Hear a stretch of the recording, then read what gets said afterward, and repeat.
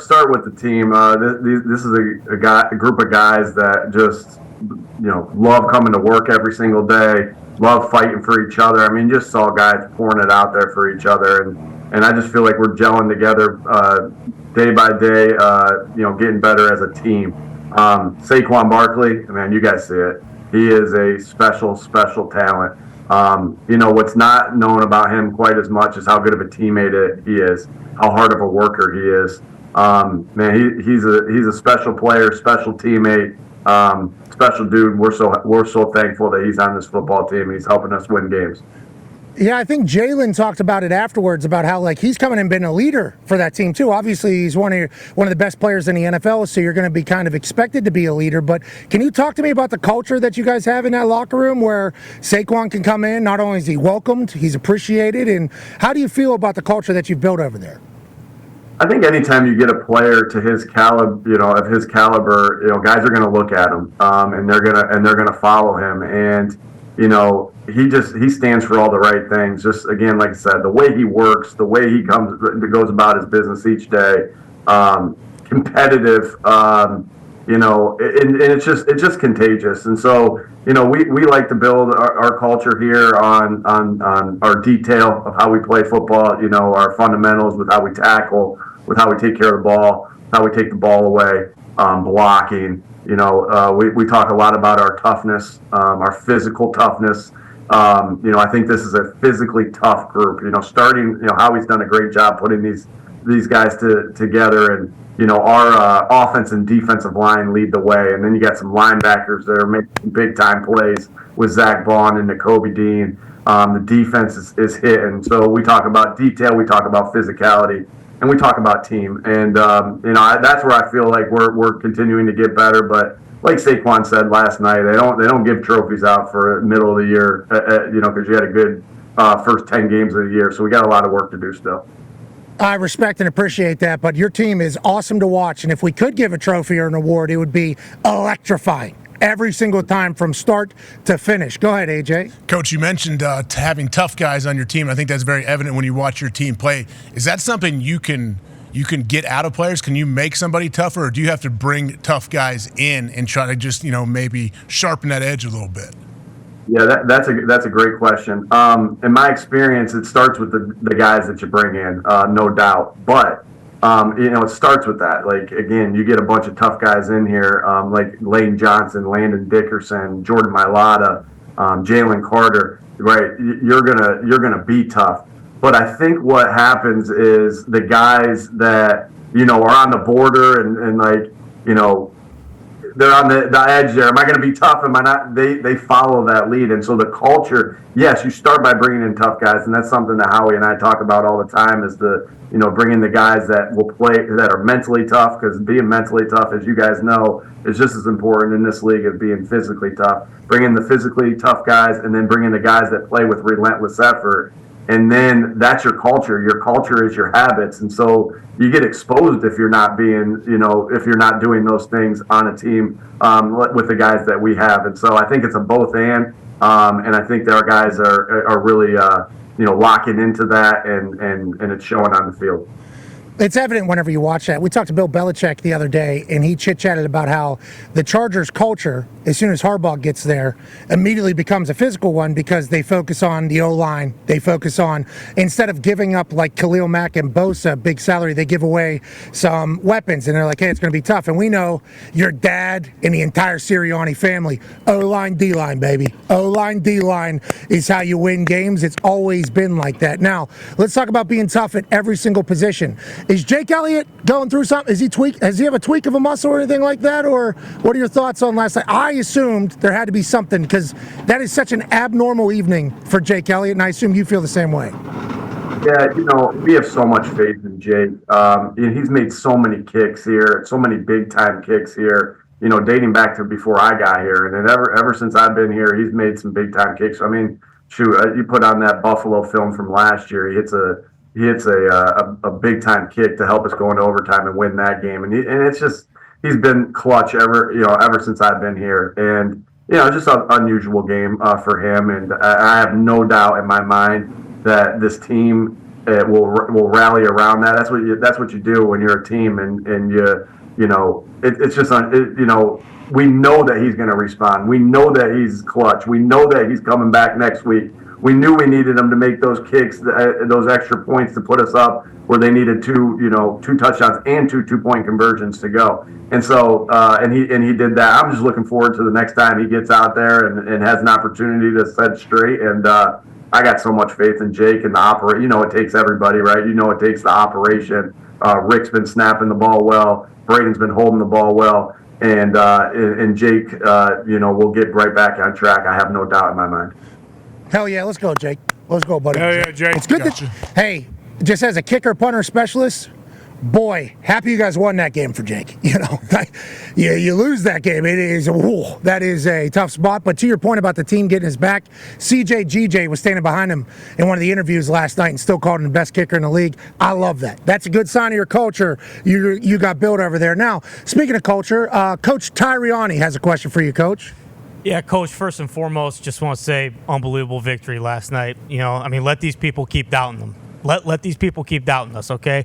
And listen, I'm going to say this so that you don't have to say it because, listen, I understand the forward-facing side. You got to be a professional. You got to do all of that. It's bullshit, okay?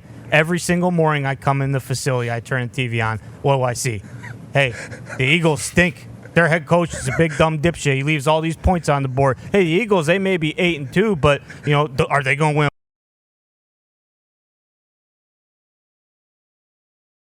God bless his soul. He says he's a Philly guy. He says, hey, I don't trust the Eagles in the playoffs because Nick Sirianni is going to cost him a game. Now, listen, Coach, our record as head coach, 42-19, second best winning percentage of any active head coach in the NFL. Quickest to that many wins in 60 games in Eagles history. Now, I don't want to take another shot at Dan Orlovsky, but you know what his record was in the NFL, Coach? It was 3-23. So what was it? What was it, Coach Terry? What? It was 3-23. So you got a guy like that throwing stones from a glass house. I mean, his win percentage is not even anywhere close to the Mason-Dixon line.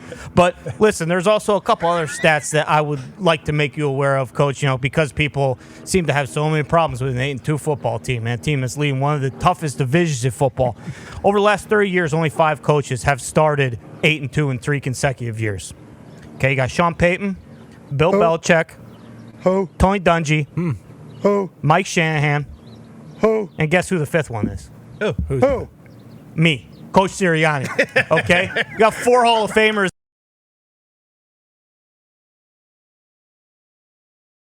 Week out.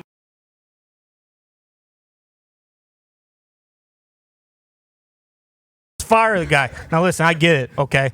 I understand. It's what have you done for me lately? That's the NFL. That's Philadelphia. We like talking shit, okay? We like talking shit to fans. We like talking shit to the TV. We like talking shit to everybody. I get that. And you can do that when you win, which is what we do. But I'm just curious, Coach. Should we pay as much attention to that as I've been paying attention to? Listen, I understand. Hey, like you said, think of it like perfume. You sniff it. You whiff it, you take it in, but don't drink that shit, okay? But it's tough not to drink that shit when you got all these morons out here saying you're a bad coach. I'm just curious, Coach, how difficult is it to see this bullshit day in, day out? And are you ever thinking, wait a minute, are we 2-8 or are we 8-2? I seem to forgot. Good question, Well, Coach. first of all, you look great. I love the outfit. You look great. Coach. You know what? We constantly talk about controlling the things that you can control, and that's it. Everything else is out of your control, and if you're worried about those things, then you're not worried about the things that are going to help you get better and help you win the next game. And so, if I'm constantly thinking about, if I'm constantly telling the guys to block it out, whether it's good praise or whether it's bad praise, and focus on the next thing. If I'm not blocking it out, how do I expect them to do so? And so, that's all we're working on. We're working on blocking out the noise when they tell you you're good. We're working on blocking out the noise when they tell you you're bad. Because, like I said, it's all about this next game. The next game we got the Rams, and so we're going to be thinking about that. We're going to be thinking about how we get better. And you know what? Sometimes stuff like that galvanizes you and it brings you closer together, right? As a football team. So anything we can do to bring ourselves closer together as a football team, doubt, praise, whatever, block it out. All right, but we know we're here together and trying to get better together. Hell yeah, Coach. Great question, Coach Sirianni. Really good. Thank you. Really good, Coach. Look, I've never lost it, but looks like I got my swagger back. Okay. Also, I'd be remiss, Pat, if I didn't shout out moms in Natrona Heights. I just want to do that real quick, just real quick. So. Well, you definitely just made her day. I know that. Lovely that's lady. Awesome. Okay, so a lot of the heat, I think, ended last year, right? With the way last season kind of ended. I think that's when heat started. And we know the game, how this all works. There's a lot of people, there's only 32 head coaching gigs. There's probably a lot of people that would like to be the head coach of the Philadelphia Eagles who might have, friends that are on TV and then point some things out maybe like that they would never do that maybe you do because you do things differently. But how things ended last year, I think, is a big part of the conversation. So, how does this year, or how do you learn from last year to change this year? And what did you take away from how the year ended last year, Coach? Yeah, man, we spent so much time on just kind of going through everything and from scheme to culture to everything. Everything was to be discussed, right? And the only way that we talk about getting better, and it's not as simple as that. So hey, get better every day. No, you have to be willing to say, here's the things that I screwed up. Here's the things that we screwed up as a team, or I screwed up as the head coach, so you don't repeat that. And so, again, we could have a long conversation about this. I'll keep a lot of that in-house of what are the things that we really felt like we needed to do to get the tide going back to the direction we were headed. But we spent a lot of time. Players they work so damn hard to continue to get better, to look themselves in the mirror. I look myself in the mirror. The coaches look themselves in the mirror. And to do that, you got to be, first of all, you got to be starving to win. You got to be so hungry in this league because there's so many guys. You guys know this. There's so many guys that are just starving to win and starving to be the best and starving, right? So you got to be hungry. And when you're talking about professional coaches, professional athletes, you got to be humble to say, here's the shit that I screwed up, right? Here's what we got to get better at. So it really starts with that, being hungry and humble, and that's been our approach. Since the end of last year, we none of us had a taste in our mouth that we liked after that. We were going around the season, we were 10-1 and we didn't finish obviously the way we wanted to, but you know what? Adversity sometimes has the ability to make it better, and if you let it. And I think right now that's where we are as a football team. But like I said, and like Saquon said yesterday, they don't hand any damn trophies out for the middle of the year. So we still got to bring that attitude of hungry, humble, tough, nasty, physical, grimy, gritty. That's what the Philadelphia Eagles are. Kibbles and bits everywhere, Coach Sirianni. Ain't that right? Absolutely. Couldn't have said it better myself, Coach. I love it. I'm going to get it tatted on my body, actually, I think. I know you already have it, but I'm going to do it as well. Go ahead, AJ. Coach, last night, Calcaterra recovered a huge fumble for you guys. And I always say, good things happen when you run to the ball, whether that's on offense or defense. I think that play was a prime example. Is that something will you show that in the team meeting and show, hey, yeah, we may have made a little mistake. They did a great job punching the ball out, but we were there on the spot to get a huge recovery that honestly could have changed the game. Hell yeah, AJ. We will show the crap out of that thing because, again, when you don't just talk about your habits, you got to show your habits. You got to live your habits, right? And so it's not just mouth service. We will get in that film room and we'll show. You know what? Our detail, Dallas's detail right there is not good enough, right? He's swinging the ball over top. He's exposing the ball.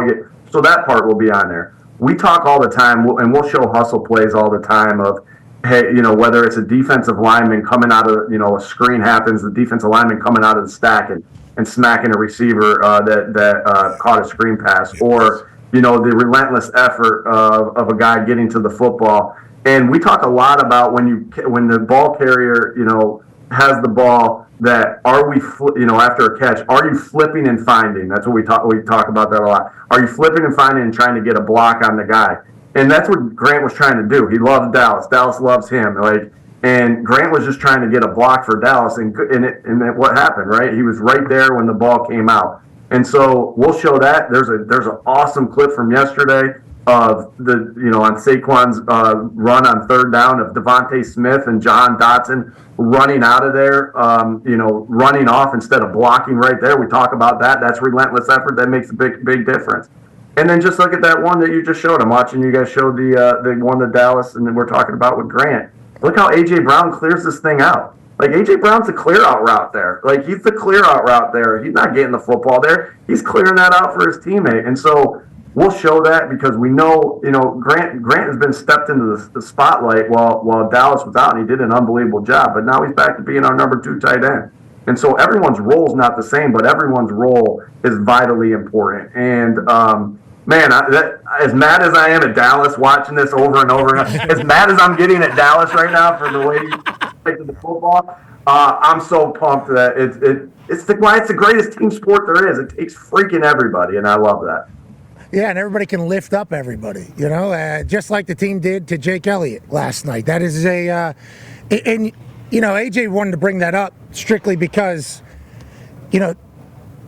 bad teams aren't doing that shit. Like teams that have bad culture aren't doing that. So whenever there's a lower third across the bottom, that's just saying every single time, like the questions of the coach, it's like, who created the culture? I think you deserve a lot more credit for that because obviously a lot of talent on your team, and would like to talk about Jalen here in a second because he seems like one of the coolest dudes of all time. Literally, he did an interview.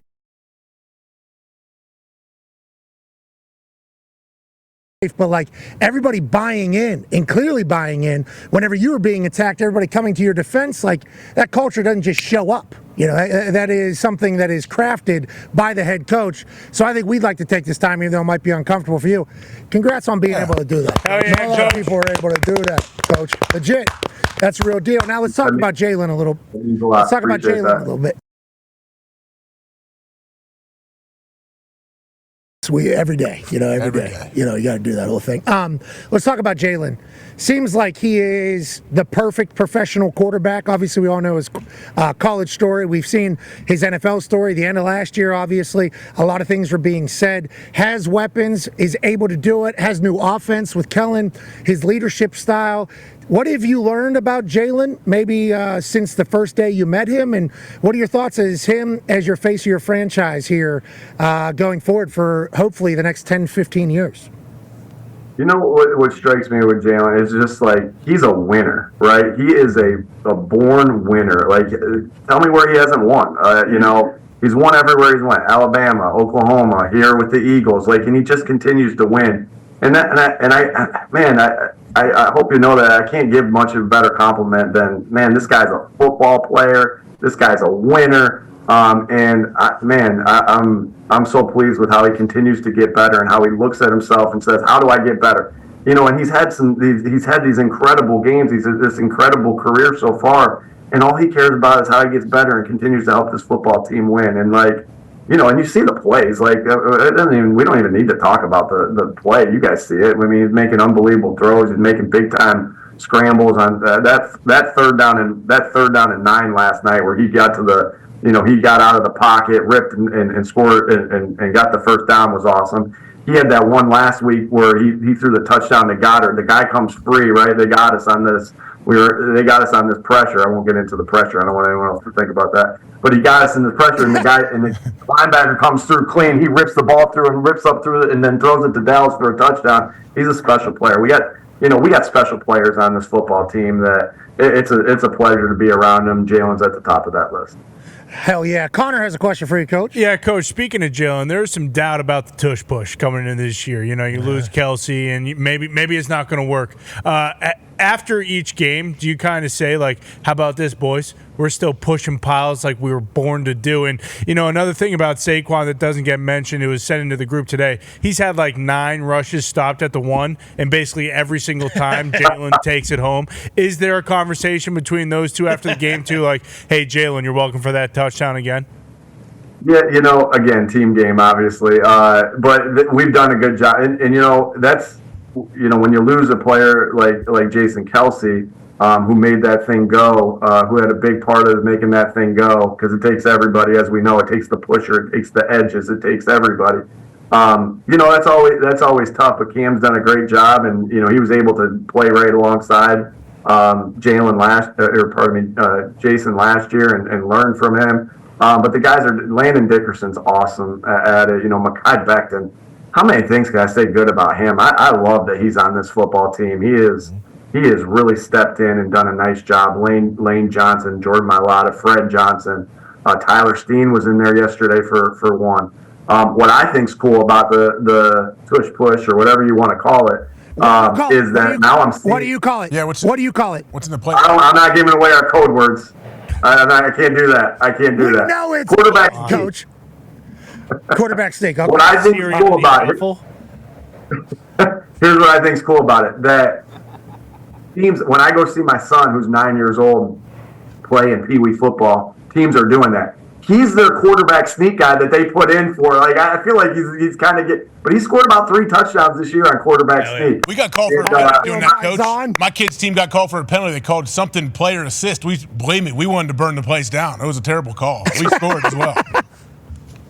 Maybe that's the difference between PA and New Jersey. Where are you? I'm in Ohio, so yeah. Ohio. Well, yeah, I don't know. Yeah, It doesn't seem very Ohio like this. That's big time football, though. I'm shocked that that's big time football. I think Ohio. it was a bad ref. I think we had one bad ref that got. He got on a bad big time as Pennsylvania. Clearly, I mean, that's what I just learned. Right? Holy hell! Wow, it blew my mind. Everyone, I think it was just one rogue ref though. That's the problem. Coach. Ohio's against toughness in football. That's shocking. Touchdowns. Yeah, this guy was. Wow. This guy was. Holy shit. Sorry, Coach. That's how my son scored touchdowns from the one. So I'm pumped about that. I'm getting a couple freebies in there from the push of his whole line. So I think Jalen has like 9 touchdowns with 9 yards rushing or whatever. And there was a whole conversation about Saquon getting down to the 1 yard line and then like just smiling because he knows like, all right, now it's my turn to push somebody in. Pretty much, it's like other people look try how cool that is. Look how cool that is, Pat. Like Saquon knows that, and he had one on the 4 yard line yesterday, and he knows that how important that is. That he doesn't reach there and put the ball at risk. He's a selfless player, and he takes the ball, and knowing that Jalen's going to get the touchdown on the one, he doesn't reach there, and that's what you're trying to constantly preach is the selflessness of the football team. I actually have a picture in my office of Kenny Gainwell in the Super Bowl, the biggest stage of his life ever. And he had the same opportunity in 2022 on a first down, or I think it was third down, to reach in the end zone or protect the football and not let somebody come and get it. Because we've seen that. We see that all over the place, right? Mm-hmm. You reach for the end zone, someone comes in, and it doesn't happen all the time, but the time it happens, you're like, well, shit, like that can't happen. And so you talk about it being selfless, and Kenny Gainwell in the biggest game that we've all dreamed about since we've been kids, doesn't reach for the end zone, and then Jalen scores the next touchdown. I think that shows you team connection, because selflessness is one of the biggest things of being a good teammate.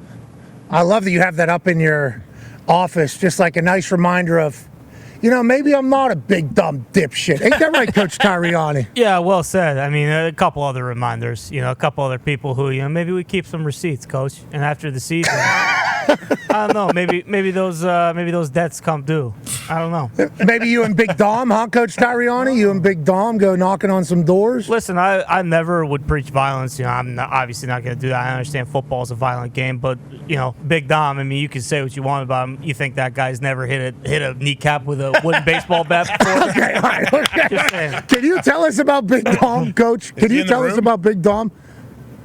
Big Dom, nobody is as good at their job as Big Dom is at his. And I love him. Like, he lives to help other people. I mean, hopefully, like, when I say that, him, like, it's like, that is the biggest compliment I could get. Like, he lives to serve and help other people. And, like, my family, the organization, myself, like, we are so grateful for him.